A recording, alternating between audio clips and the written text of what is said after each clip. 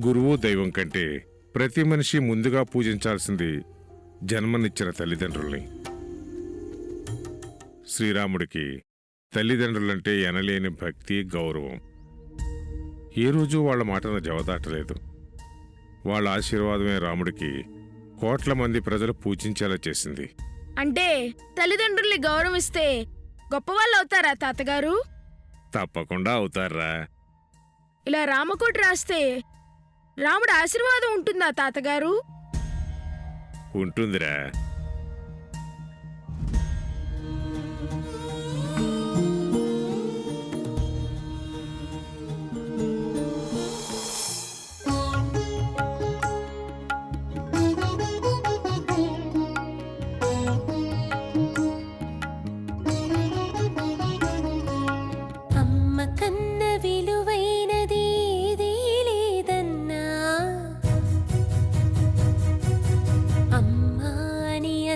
చాలు పుడమి పులకరించునన్నా,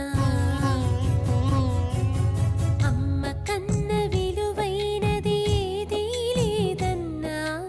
అమ్మ అని అన్న చాలు పుడమి పులకరించునన్న, అమ్మ అని అన్న చాలు పుడమి పులకరించునన్నా.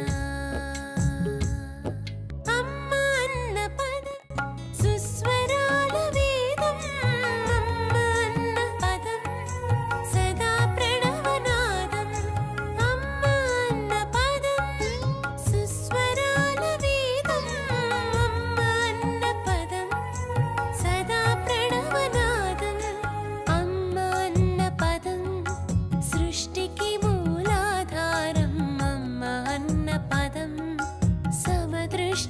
కొలమానం.